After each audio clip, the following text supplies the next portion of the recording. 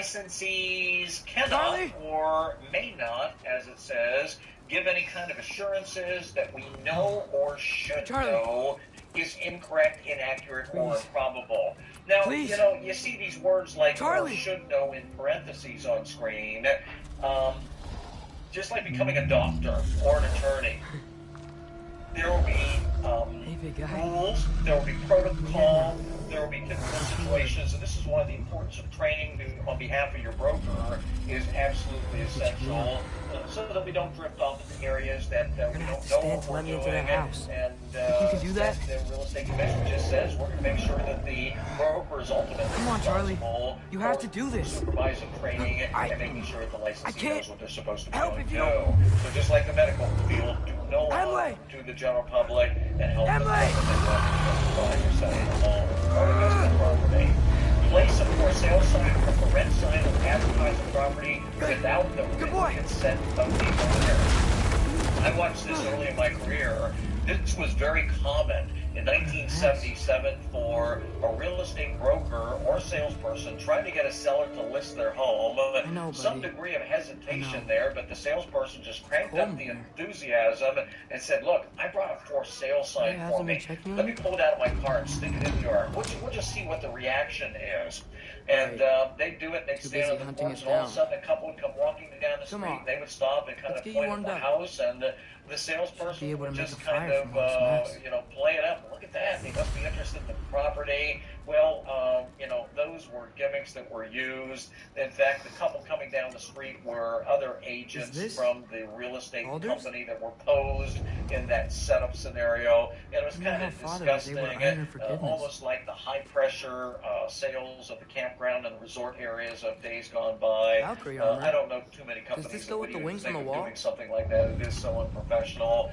But, and that's where the lines got blurred between the performance and practices of used car salespeople and real estate agents. We always knew that somehow we fit in between lawyers because they do marketing and advertising and paperwork and contracts. And then on the other side, the lower end probably was the used car people. And there are some people, unfortunately, that because it is an easy profession to get into, they take real estate into their own hands instead of doing things appropriately. So that's one of the reasons we've got to make sure we've got written permission from the owner or the property manager to be able to advertise that property for rent or for sale. Accepting compensation for acting in real estate from anyone other than your employing broker. Kind of a variation on a theme that goes all the way back to you receive your only compensation from your employing broker in context of real estate transactions. Just makes sense.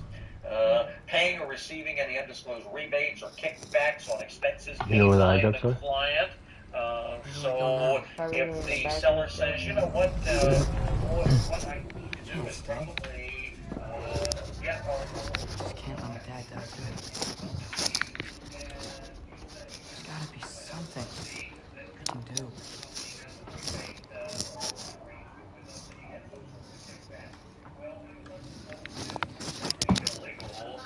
This is the one I found. I didn't find...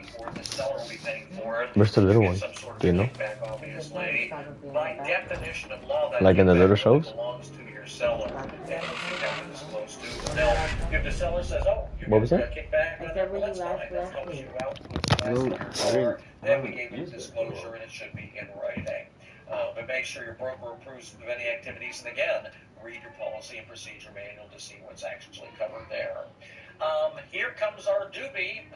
Engage in conduct that demonstrates bad faith, dishonesty, untrustworthy, or incompetence. Again, there's your D, there's your U, there's your B, and there's your I. And we saw a bunch of those in the disciplinary actions this evening. And there it is. I mentioned this earlier.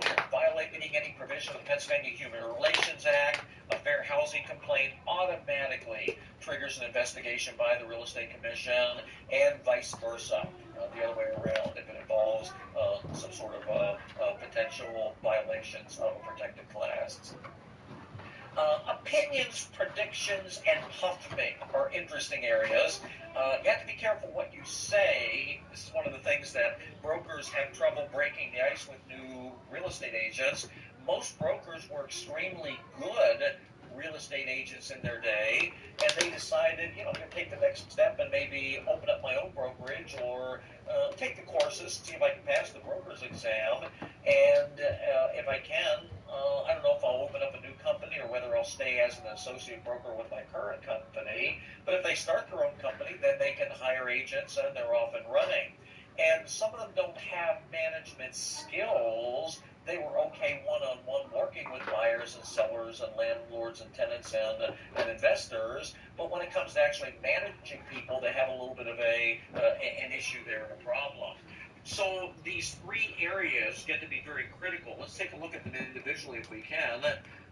First of all, an opinion, as it says there under letter B, compared to the sale prices of other homes in the neighborhood, this one appears to be an excellent buy. All right, so that's an opinion. It's clear that that's your observation as an agent if you were to say something like that. Prediction, look at the prediction example. They gave a good one here. Historically, property values have gone up 4% a year, and there currently is no reason to believe this will change for this area. So, you kind of an elaborated opinion is what the prediction is, but it's got some empirical data. It's got some fact behind it that you can actually show. And that's what a multiple listing service does for us. You can show, here are the homes that we've listed over the last 4 or 5 years.